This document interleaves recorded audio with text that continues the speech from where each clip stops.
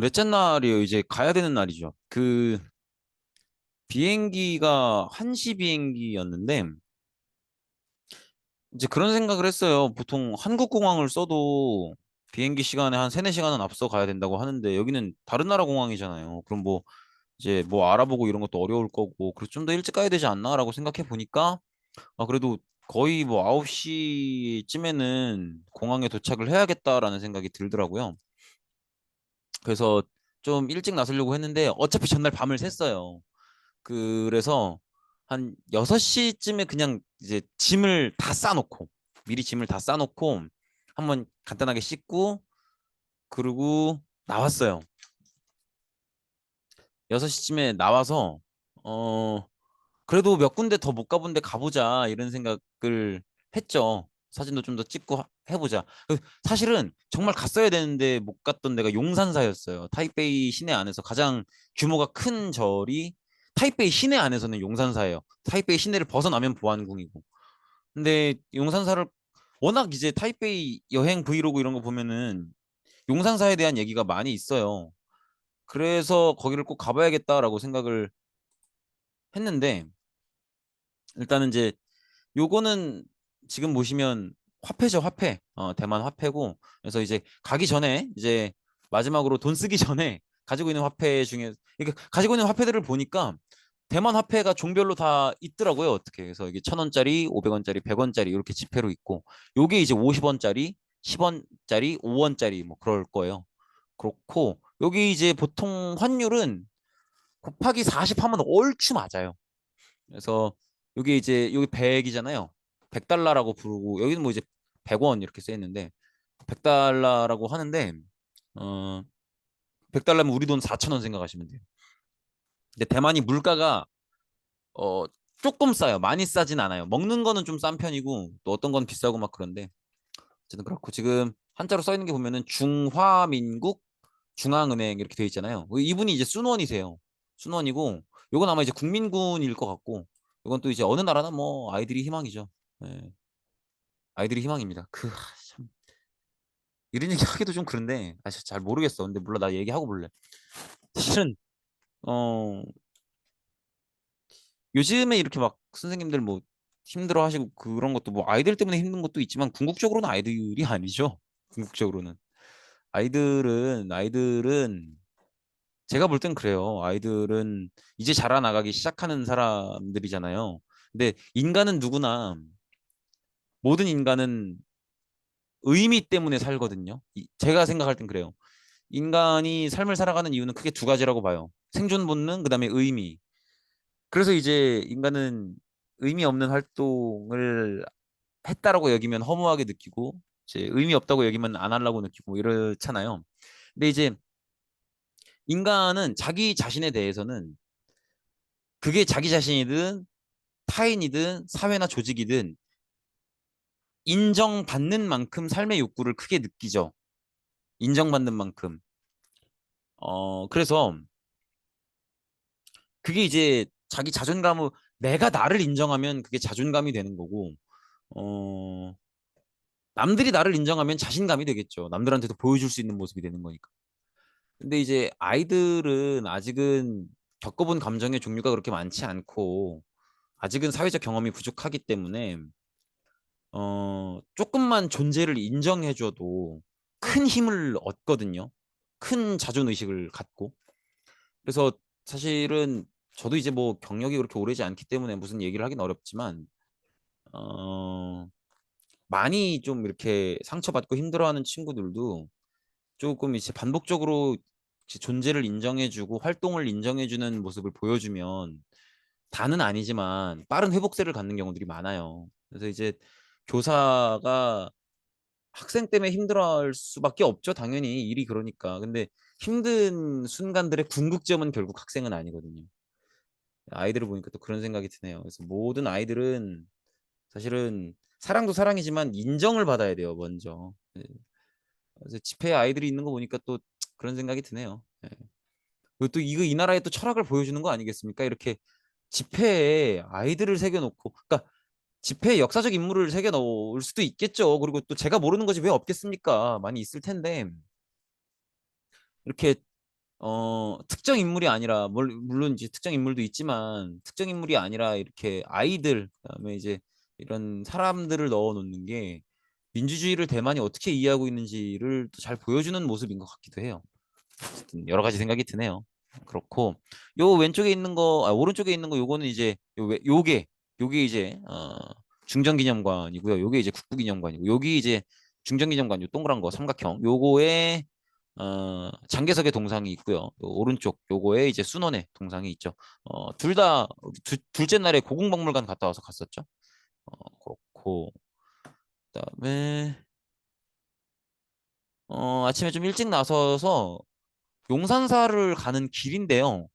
이 원래 이제 지하철로 한 5정거장 6정거장 돼요. 근데 지하철 어쨌든 뭐 그런데 음 지하철을 탈까 하다가 그래도 타이베이 시내를 조금 더 구석구석 봤으면 좋겠다 싶어서 또 여유 있게 좀 나왔고 그래서 어, 좀 얼굴이 탈까 걱정은 됐지만 그래도 자전거를 탔습니다.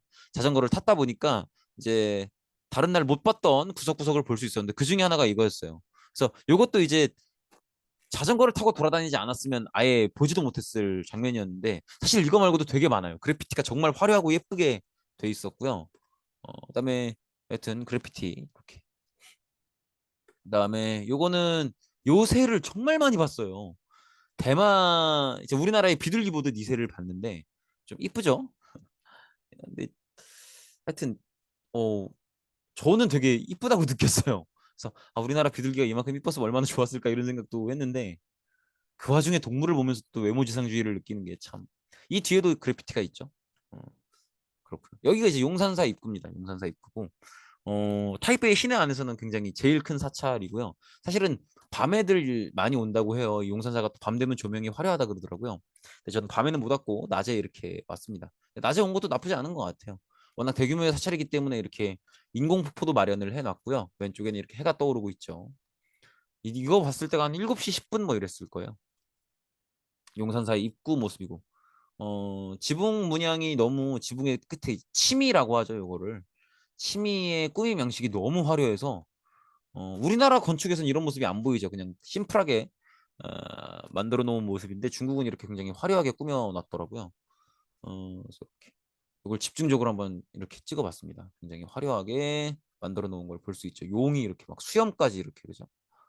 그다음에 자세히 보시면 이렇게 사람들도 같이 새겨져 있는 모습을 볼 수 있죠. 약간 그거 같네요.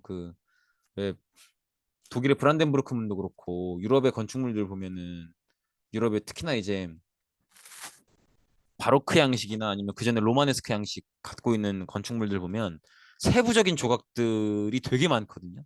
그거 보는 것 같네요. 또 그 조각들이 나름대로의 이야기나 서사 구조를 갖는 경우들도 있고 막 그래요. 그거 보는 것 같네요. 어쨌든 그렇고 이게 이제 들어가는 입구고요. 용산사라는 현판이 이렇게 있죠. 이게 이제 용산사 본전입니다. 그래서 되게 도심 한복판에 이렇게 있는 모습을 볼 수 있고요. 많은 분들이 여기 이제 제가 볼 땐 아마 대만의 일반 문화인 것 같아요. 이렇게 가셔가지고 아침에 이제 하루를 시작할 때 이렇게 기도를 드리고 오늘 하루 잘 지낼 수 있게 해달라 이렇게 하지 않나 싶어요. 그래서 이렇게 무릎까지 꿇어가면서 진심 어린 기도를 드리는 모습을 정말 많은 분들이 기도를 드리는 모습을 볼 수 있었고요. 여기가 이제 본존이에요, 본존. 그래서 요거는 수덕 뭐라고 쓴 건지 모르겠어요. 뒤에 두 개의 글자를 모르겠어요. 이 끝에 대자 같기도 하고 누대 뭐 잘 모르겠어요. 그다음에 요거는 천상 성모 이렇게 돼 있네요. 하늘에 계신 어머님, 성스러운 어머님 뭐 이런 뜻인 것 같아요. 근데 기본적으로 도교 베이스이기 때문에 사찰마다 믿는 신이 조금씩 다 달라요. 그래서 이런 모습도 볼 수가 있고요. 정말 이렇게 진심 어린 기도를 나이도 연세 이게 머리가 하얗잖아요. 연세가 지긋하신 분인데 이렇게 깊이 허리를 숙여서 진심 어린 기도를 드리는 모습을 볼 수 있죠. 그다음에 이렇게 책도 이렇게 볼 수 있고요. 무슨 뜻인지는 잘 모르겠어요. 어, 불공견 불 뭐 이제 이건 다 남쪽에 뭐라 돼 있는 것 같은데 잘 모르겠습니다. 뭐가 비어 있지 않고 부처님을 본다 뭐 이런 뜻인 것 같고 나머지는 정말 잘 모르겠네요. 용산사를 이렇게 봤고요. 어, 요거 너무 잘 찍힌 것 같지 않아요? 예, 용산사 입구를 이렇게 찍은 사진인데 나오면서 찍은 사진이에요. 이제 해가 아까는 여기 폭포니까 아까 여기 있었는데 또 그새 많이 떠올랐죠. 그래서 해를 정면으로 바라보면서 용산사를 어, 해를 측광으로 두고 찍은 사진인데 나름대로 만족하고 있어요. 잘 나온 것 같아요. 그다음에 요거는 이제 용산사에서 숙소로 돌아오는 길에 있었던 또 다른 사찰이에요. 여기 보시면 어, 맹갑 청산궁 이렇게 돼 있네요. 그다음에 요거는 모르겠어요. 요게 홍축 령안존왕 요게 기짤 텐데 기천추 뭐 이렇게 돼 있는 것 같은데 정확하게 무슨 의미인지는 모르겠습니다. 뭔가 이제 영혼이 편안할 수 있게 뭐 이렇게 잘 모르겠어요. 그다음에 이제 국태민안 이런 건 많이 보이는 글이죠. 나라가 커지게끔 또 국민들이 평안하게끔 국가 발전하고 국민들 편안했으면 좋겠다 그런 얘기고 바람이 풍주 바람이 순풍순풍 불고 비가 순하게 내렸으면 좋겠다. 이제 농업이 잘 되기를 바라는 기원 뭐 그런 거예요. 어, 그다음에 요거는 대충 봤는데 저도 자세히는 모르겠는데 약간 이 요거 있죠. 이 청산궁이 어떤 과정으로 지어졌는지를 어, 이제 적어놓은 비석이더라고요. 그렇고요. 그다음에 장군동 이 장군 석상이 있어서 조금 의아했는데 여기 이제 그 저기 뭐야 유비 조조 손권 관우 장비 나오는 그 삼국지 때 손권 측의 장수 중에 한 분을 모시는 거라고 해요. 맹갑 그분 이름이 맹갑인가? 그건 잘 모르겠어요. 아무튼 그렇다고 합니다. 그다음에 여기가 이제 그 요 멀리 보이는 건물이 대만 총통부예요. 중화민국 총통부인데 요게 이제 좀 멋있어서 사진을 찍어봤는데 여기 지금 택시거든요. 근데 이 택시를 좀 주목해서 볼 필요가 있는 게 개인 차량이야 뭐 개인이 취향 따라 사는 거지만 택시 같은 경우에 보통 대량 구매를 많이 한단 말이에요. 그래서 그런 걸 통해서 이 나라의 자동차 산업이 어떤가를 좀 볼 수 있는데 대만 같은 경우에는 자동차 완성품을 만들 수 있는 기업이 없어요. 우리나라 같은 경우에는 뭐 현대, 뭐 다른 데로 넘어가긴 했지만 쌍용, 뭐 또 르노 삼성, 뭐 기아 뭐 이런 차들이 있잖아요. 뭐 사실상 현대기아밖에 안 남았다고 봐야겠지만, 근데 대만은 그런 완성차를 만들 수 있는 기업이 없는데, 그렇다 보니까 이제 대부분의 차량들이 일본 차를 많이 쓰더라고요. 특히나 택시는 거의 다 일본 차고. 그래서 많이 봤던 브랜드가 지금 요것도 일본 브랜드예요. 여기 도요타거든요. 그래서 T를 형상화한 거예요, 이게. 도요타, 그다음에 혼다, 스즈키, 스바루, 뭐 미쓰비시 요런 닛산 요런 차 브랜드들을 다 일본 브랜드거든요. 일본은 브랜드도 되게 많죠. 우리나라는 그래봤자 현대 기아밖에 없는데 SM은 이제 거의 안 나오고 있잖아요. 그다음에 대우 쉐보레도 사실상 넘어간 거라고 봐야 되겠고. 하여튼 그런데 음, 일본 차를 거의 많이 쓰더라고요. 어, 그렇고 여기 이제 우리나라랑 대만의 어, 경제 체질의 차이인 거예요. 그러니까 이제 대만이랑 우리나라는 둘 다 이제 미국의 지원을 받아서 자본주의화 됐다라는 공통점이 있는데 우리나라는 정부 주도로 대기업을 키워낸 그런 형태고 대만은 끝까지 처음부터 끝까지 자유경제 구조를 유지해서 이제 대기업은 없지만 중견기업이 건강한 그런 경제 구조를 가지고 있는 거죠. 그래서 이게 둘 중에 그럼 뭐가 좋은 거냐? 그렇게는 얘기할 수 없어요. 일단은 사실은 우리나라나 대만이나 작은 나라거든요. 어, 내수 경제, 즉 자국민만을 상대하는 경제로 대기업을 키워낼 수 있을 정도가 되려면 그래도 인구가 1억 이상은 돼줘야 된다고 보통 얘기를 해요. 근데 일본이 인구가 1억 2천 정도 돼요. 근데 우리나라가 이제 5천만 이제 이 정도 되고 대만이 한 2,300만 되는데 그러면 그렇게 그 기준에서 놓고 보면은 대만이나 우리나라나 대기업을 길러내기에는 너무 작은 이제 국가 규모인 거예요. 인구가 적은 거죠. 그런데 이제 우리나라는 어떻게 그런 대기업을 길러낼 수 있었느냐? 뭐 물론 기술 개발도 하고 뭐 그런 게 있지만 정부가 의도적으로 나선 거예요. 어떤 식으로 나서냐면 기업이 자본을 쓸 수 있도록 해야 될 거 아니에요. 그러면 두 가지 방법이 있다고요. 은행으로부터 돈을 쉽게 빌리도록 하고 그다음에 쓰는 돈은 얼마 안 되고 쓰는 돈을 줄이기 위해서 노동자들한테 급여를 조금 주죠. 그걸 위해서 노동운동을 못하게 막고 그다음에 쌀값을 떨어뜨려요.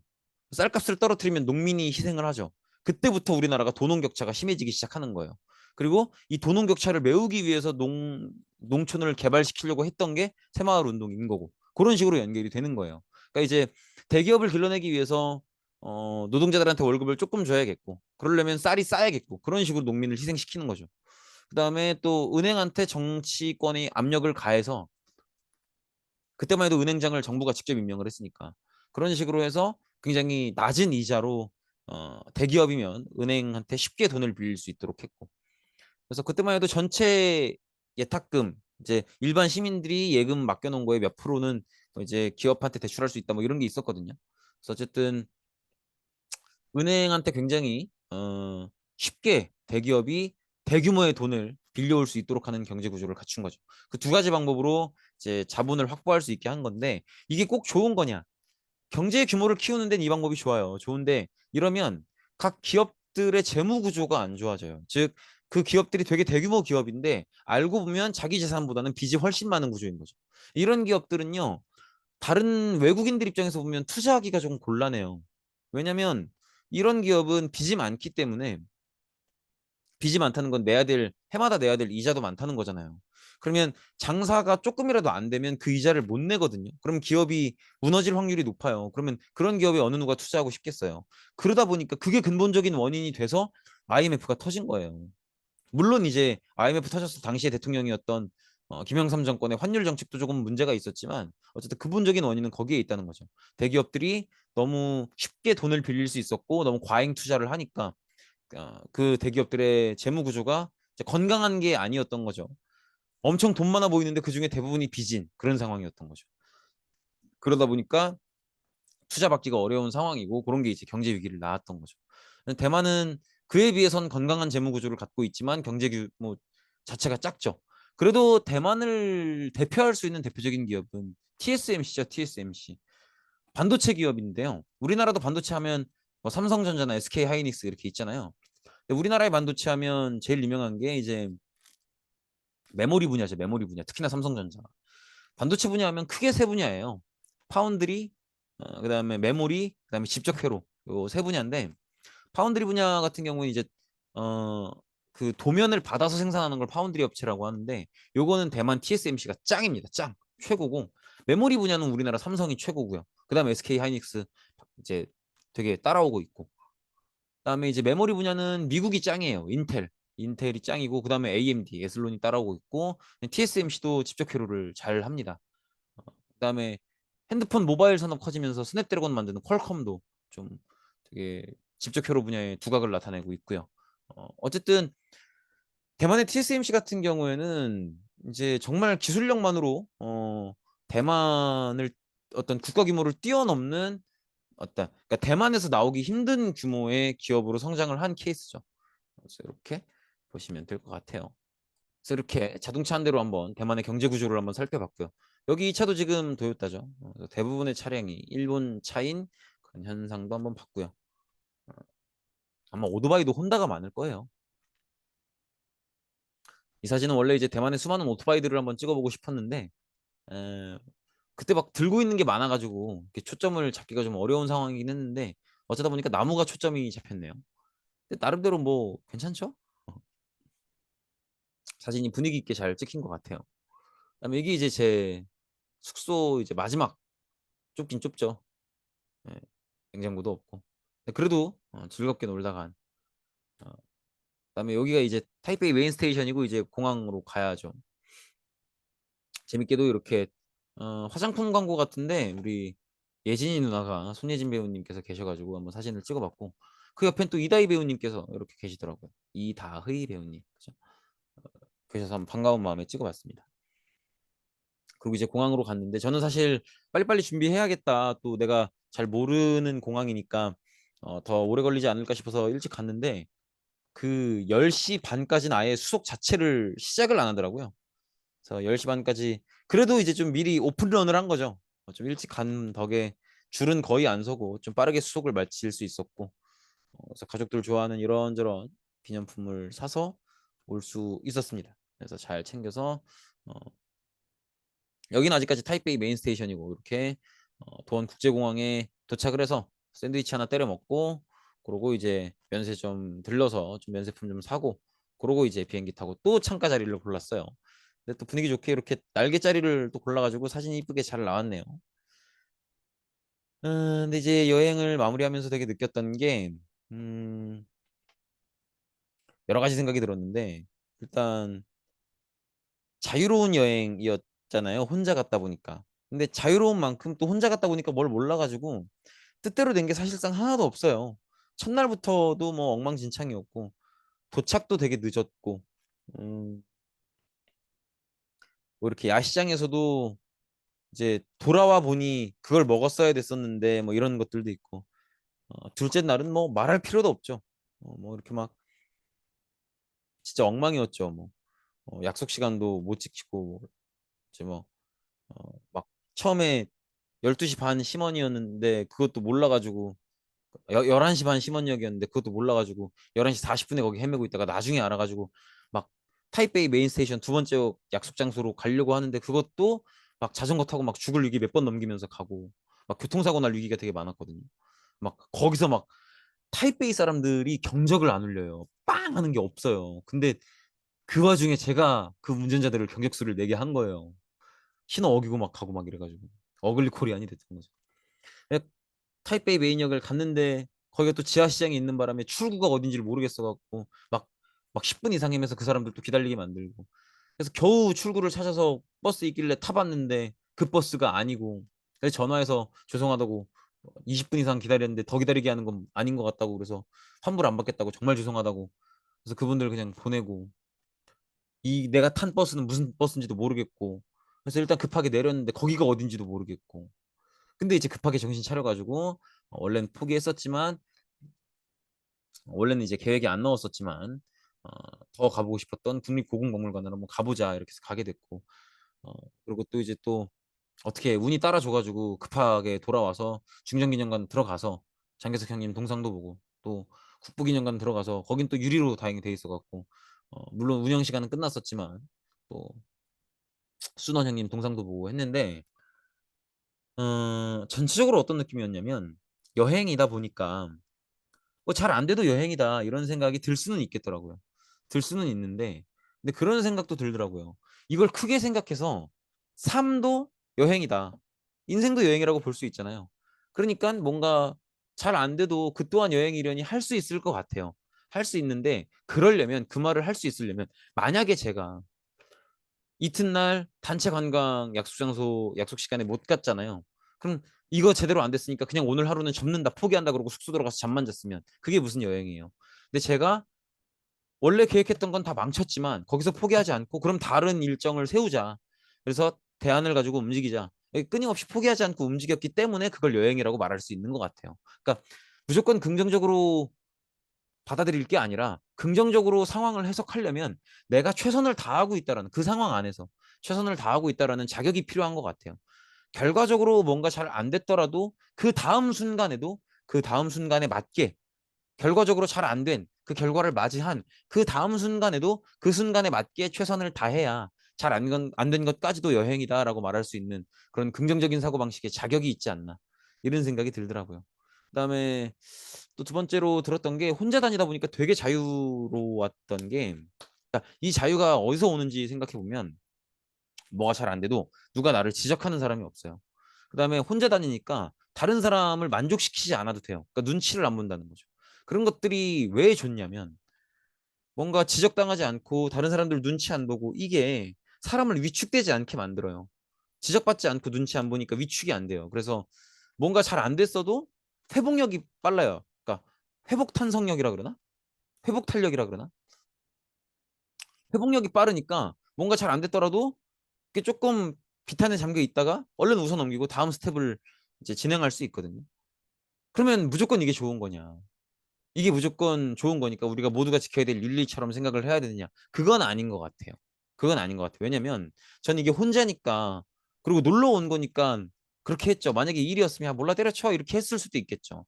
근데 놀러 온 거고 어려운 기회, 그러니까 쉽지 않은 기회로 온 거니까 요거를 허송세월하기가 싫어서 그 동력이 있으니까 얼른 에너지를 내서 움직였던 건데 어, 이게 만약에 사회 조직에 이렇게 이런 태도 위축되면 안 된다. 눈치 주지 말아라. 뭔가 지적하지 말아라. 위축되면 안 되니까 지적해서도 안 되고 뭐 눈치 줘도 안 된다. 이게 사회 조직에 적용하는 분위기가 돼버리면 아무도 열심히 안 할 거예요. 아무도. 왜냐면 뭐 내가 대충 해놔도 아무도 지적하는 사람 없고 눈치 볼 필요 없으니까. 그럼 누가 열심히 해요? 그러니까 이제 그렇게 생각해 보면 뭔가 지금 당장 좋아 보인다 그래서 지금 당장 아름다워 보인다 그래서 그게 일반 윤리고 정의인 것처럼 생각하면 안 되는 것 같아요. 그리고 요 문제도 되게 균형감이 있어야 되는 것 같아요. 무조건 위축되면 안 되니까 누굴 지적하거나 눈치쳐서는 안 된다. 무조건 이 방향으로 가서도 안 되고. 그죠? 그러면 아무도 열심히 하지 않을 테니까. 그렇다고 해서 또 정반대로 무조건 규율, 뭐 무조건 원칙, 무조건 지적질하고 막 무조건 되게 혼내고 그럼 또 사람이 위축될 테니까 원래 가진 능력보다 발휘를 못 하겠죠. 그러니까 이 균형감을 되게 잘 찾아야 될 것 같아요. 그래서 그런 생각이 많이 들었습니다. 어쨌든 되게 즐거운 여행이었던 것 같아요. 그리고 여기엔 안 담았는데 나름대로 아쉬운 마음이 들어서 숙소 나오고 나서도 숙소 나왔을 때 보이는 첫 풍경들을 이제 마지막 날 사진으로 다 찍어 왔어요. 그러니까 그 아쉬운 마음이 있어서 되게 그냥 타이베이라는 시 전체가 좀 새로 사귄 친구 느낌이었고 떠나오는 아쉬움이 좀 있었고 아쉬움이 든 만큼 또 뭔가 저 때문에 좀 난처하고 불편하셨을 거기에 다양한 뭐 음식점이나 식당이나 가게나 편의점이나 이런 직원분들한테 또 죄송하고 감사했다 뭐 이런 생각이 들더라고요. 하여튼 전체적으로 되게 즐거운 여행이었습니다. 재밌었어요. 뿅.